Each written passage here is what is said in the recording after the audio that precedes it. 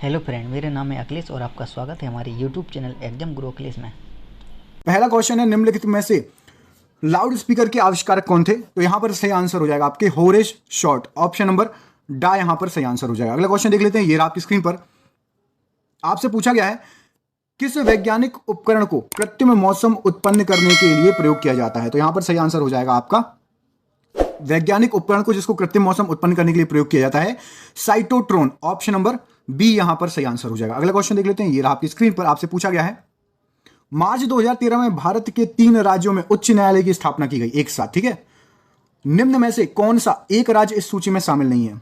तो high court बने थे, कौन कहां कहां बने थे मैं आपको बता देता हूं। त्रिपुरा में बने थे, मेघालय और मणिपुर में बना था। सिक्किम उस समय हाई कोर्ट के रूप में नहीं स्थापित हुआ था। अगला क्वेश्चन देख लीजिए। अगले क्वेश्चन में आपसे पूछा है किस वर्ष भूतपूर्व संसद सदस्यों के लिए पेंशन योजना आरंभ की गई थी? तो यहां पर सही आंसर हो जाएगा आपका ऑप्शन नंबर बी 1976 से। भैया यदि आप एक बार सांसद बन गए एक बार, तो आपको आजीवन पेंशन मिलेगी। अगला क्वेश्चन, मोबाइल निर्माता कंपनी एचटीसी का पूर्ण रूप क्या है? एचटीसी का पूरा नाम क्या है? तो hi tech computer, option number A यहां पर एचटीसी का पूरा फुल फॉर्म है। अगला क्वेश्चन देखिए, आपसे पूछा गया है भारत के हरियाणा राज्य में लोकसभा की सीटों की संख्या कितनी है? तो हरियाणा में लोकसभा की सीटें हैं 10। आपको मुझे कमेंट करके बताना है यूपी में सर्वाधिक लोकसभा सीटें हैं, उनकी संख्या बताइए। उत्तर प्रदेश में लोकसभा सीटों की संख्या जरूर बताइएगा। अगला क्वेश्चन देखिए, निम्न में से भारत के किसी भी राज्य की राजधानी का नाम नहीं है, बताइए। इनमें से कोई एक राजधानी नहीं है।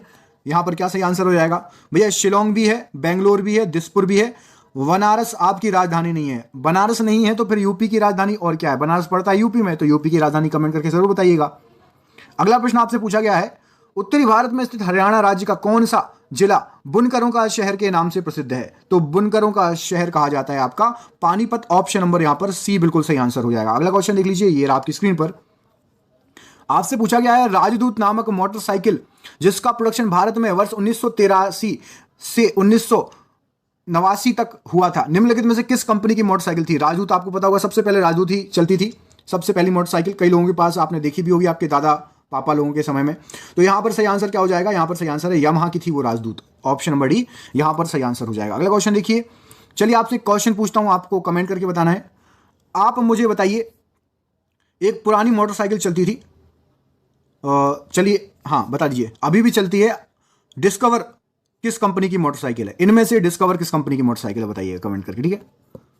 अगला क्वेश्चन देखिए, ये आपकी स्क्रीन पर, रेल वित्त को वर्ष सामान्य राजस्व से अलग किया गया कब? तो रेल वित्त अलग हो गया था आपका 1924 से 1925, ऑप्शन नंबर सा यहां पर बिल्कुल सही आंसर हो जाएगा।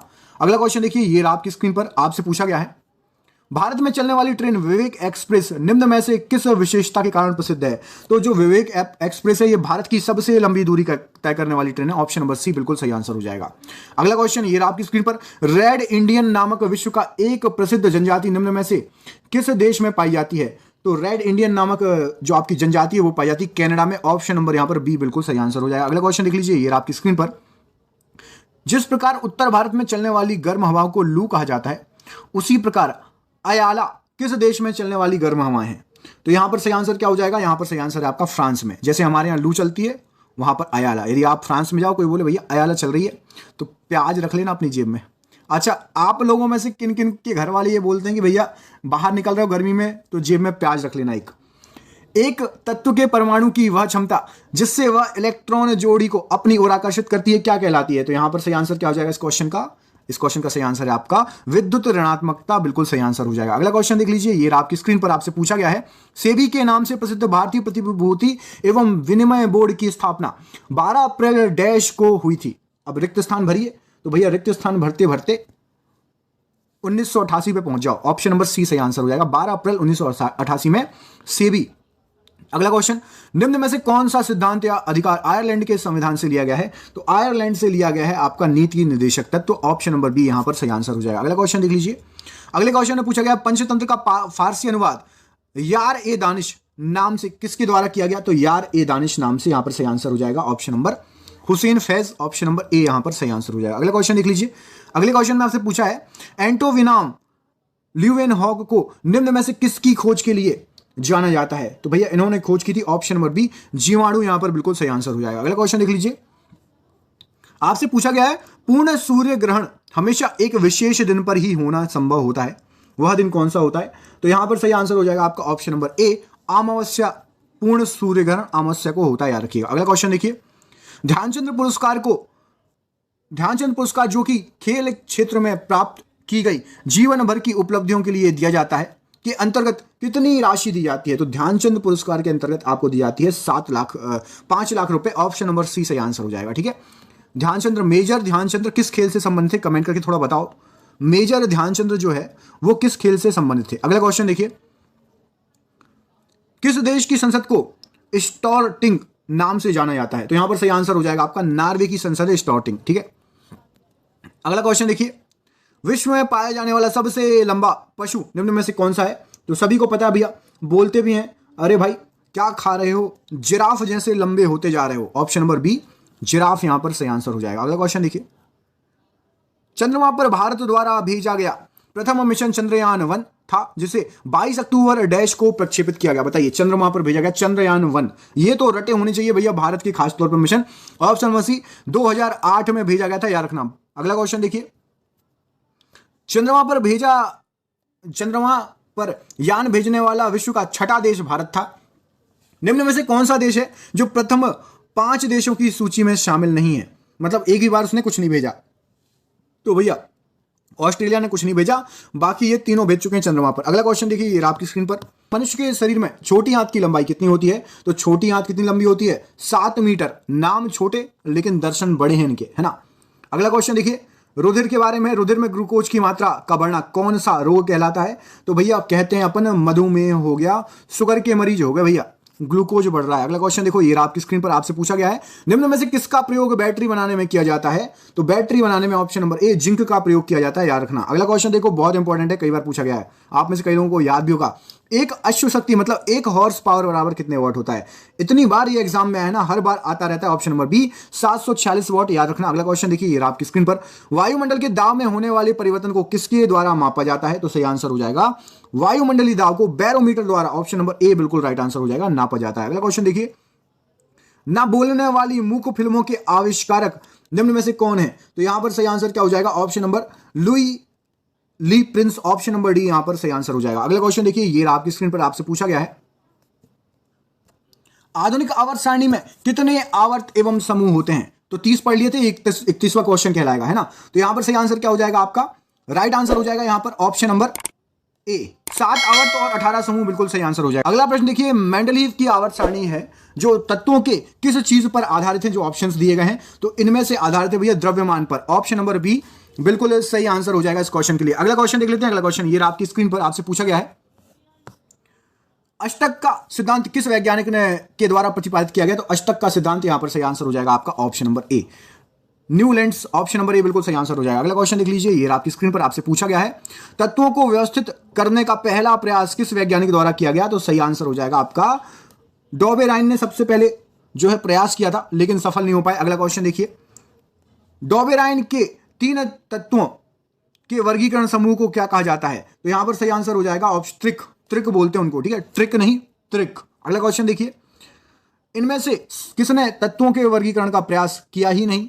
और ऑप्शन में भैया साहब नाम आ गया उनका, तो मेंडल ने नहीं किया, बाकी तीनों ने किया। अगला क्वेश्चन देखिए, ये आपकी स्क्रीन पर आपसे पूछा गया है, आदिक आवर्त सारणी के तत्वों के किस गुण धर्म पर आधारित है? तो यहां पर सही आंसर क्या हो जाएगा? तत्वों के परमाणु संख्या पर आधारित है आधुनिक आवर्त सारणी, ऑप्शन नंबर ए यहां पर बिल्कुल सही आंसर हो जाएगा। अगला क्वेश्चन देख लेते हैं, ये आपकी स्क्रीन पर आपसे पूछा गया है, आधुनिक आवर्त सारणी में हाइड्रोजन का स्थान कहां पर है? तो भैया हाइड्रोजन बैठा है बिल्कुल चौड़ में सबसे ऊपर, बोले भैया हम ही है प्रथम आवर्त में। अगला क्वेश्चन देखिए, निम्नलिखित में से किस आवर्त में तत्वों की संख्या न्यूनतम होती है? तो सही आंसर है आपका द्वितीय आवर्त में सबसे कम तत्वों की संख्या है। अगला क्वेश्चन देखिए, ये आपकी स्क्रीन पर आपसे पूछा गया है, आधुनिक आवर्त सारणी में अक्रिय गैस का स्थान क्या है? तो अक्रिय गैस का स्थान यहां पर सही आंसर हो जाएगा ऑप्शन नंबर बी वर्ग 2 में। अगला क्वेश्चन देखिए, ये आपकी स्क्रीन पर आपसे पूछा गया है, किसी तत्व की संयोजकता निर्धारित होती है किस चीज से? तो यहां पर सही आंसर क्या हो जाएगा इस क्वेश्चन के लिए? ऑप्शन नंबर ए सही आंसर हो जाएगा, बाह्यतम कक्ष के इलेक्ट्रॉनों से जो है निर्धारित होती है। अगला क्वेश्चन ये आपकी स्क्रीन पर, आधुनिक आवर्त सारणी में धातुओं का स्थान कहां पर है? तो भैया धातु कहां पर बैठी है? ऑप्शन नंबर ए आवर्त सारणी के बाईं तरफ बैठी है धातु, याद रखना। अगला क्वेश्चन देखिए, ये आपकी स्क्रीन पर आपसे पूछा गया है, एक तत्व का इलेक्ट्रॉनिक विन्यास 2, 6 है, आवर्त सारणी में स्थान बता दीजिए। तो यहां पर सही आंसर हो जाएगा भैया सेकंड आवर्त और 14वां वर्ग, ऑप्शन नंबर ए बिल्कुल सही आंसर हो जाएगा। अगला क्वेश्चन देखिए, आधुनिक आवर्त सारणी में 18 ऊर्ध्व स्तंभ क्या कहलाते हैं? तो यहां पर सही आंसर हो जाएगा वर्ग या समूह बोलते हैं। Option number A right answer हो जाएगा। अगला क्वेश्चन देखिए, किसी भी तत्व की आवर्त संख्या क्या बतलाती है? तो आवर्त संख्या बतलाती है भैया बैलेंस की संख्या। ऑप्शन नंबर सी बिल्कुल सही आंसर हो जाएगा। अगला क्वेश्चन देख लीजिए, ये आपकी स्क्रीन पर आपसे पूछा गया है, समूह में ऊपर से नीचे आने पर परमाणु की साइज पर क्या प्रभाव पड़ेगा? तो साइज बढ़ जाएगी। ऑप्शन नंबर ए बिल्कुल सही आंसर हो जाएगा यदि ऊपर से नीचे आते जाएंगे। अगला क्वेश्चन, आवर्त सारणी में बाईं से दाईं ओर जाने पर परमाणु त्रिज्या में क्या परिवर्तन आएगा? तो परमाणु त्रिज्या यहां पर त्रिज्या घटती जाएगी बाएं से दाएं तरफ जाओगे तो। अगला क्वेश्चन देखिए, निम्नांकित में क्षार धातु का समूह कौन सा है? तो इसमें से क्षार धातु है आपका ऑप्शन नंबर बी वाली, ये तीनों क्षार धातु हैं। अगला क्वेश्चन देखिए, ये आपकी स्क्रीन पर आपसे पूछा गया है, IUPAC का पूरा नाम क्या है? तो यहां पर सही आंसर क्या हो जाएगा? International union of pure and applied chemistry. Option number A बिल्कुल सही आंसर हो जाएगा। अगला क्वेश्चन लिख लीजिए, ये आपकी स्क्रीन पर आपसे पूछा गया है, हीलियम कैसे तत्व है? तो सही आंसर हो जाएगा अक्रिय तत्व है हीलियम। अगला क्वेश्चन देखिए, ये आपकी स्क्रीन पर आपसे पूछा गया है, लैंथेनाइट्स और एक्टिनाइट्स का स्थान आधुनिक आवर्त सारणी में कहां पर है? तो सही आंसर हो जाएगा आपका ऑप्शन नंबर ए 75, 71 एवं 90 से 103। अगला क्वेश्चन देखिए, ये आपकी स्क्रीन पर आपसे पूछा गया है, किसी वर्ग में विद्वान सभी तत्व होते हैं? तो यहां पर सही आंसर हो जाएगा आपका समान गुण मान ले। ऑप्शन नंबर ए बिल्कुल सही आंसर हो जाएगा। अगला क्वेश्चन देख लेते हैं, क्वेश्चन नंबर नेक्स्ट। इसमें आपसे पूछा गया है, निम्नलिखित में से आप केवल 3 में से ऑप्शन आंसर बता दीजिए, ए बी सी में से निम्नलिखित में से कौन सा तथ्य आधुनिक आवर्त सारणी के लिए सही है? तो तथ्य केवल एक ही सही है, ऑप्शन नंबर ए वाला। तत्वों के भौतिक एवं रासायनिक गुण उनकी परमाणु संख्या के आवर्त फलन होते हैं। अगला क्वेश्चन देखिए, प्रथम आवर्त में इलेक्ट्रॉनों की अधिकतम संख्या हो सकती है? तो यहां पर सही आंसर क्या है? 2। आपने सुना होगा ना, 2 फिर 8, है ना, सुना है। अगला क्वेश्चन देखिए, प्रथम आवर्त में बैलेंस किस शैल में होते हैं? तो यहां पर सही आंसर क्या हो जाएगा? राइट आंसर है आपका ऑप्शन नंबर ए के।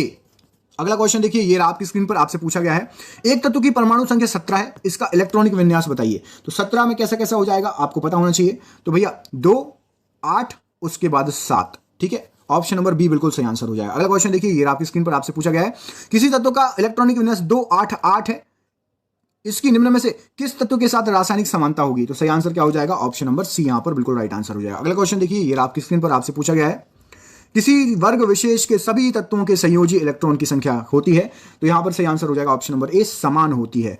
अगला क्वेश्चन ये आपकी स्क्रीन पर आपसे पूछा गया है, किसी परमाणु के बाह्यतम शेल और उनके नाभिक के केंद्र के बीच की दूरी को क्या कहा जाता है? तो यहां पर सही आंसर क्या हो जाएगा इस क्वेश्चन के लिए? ऑप्शन नंबर बी परमाणु की त्रिज्या कहा जाता है। ऑप्शन नंबर बी बिल्कुल सही आंसर हो जाएगा। और ये रहा आज का आखिरी क्वेश्चन आपका।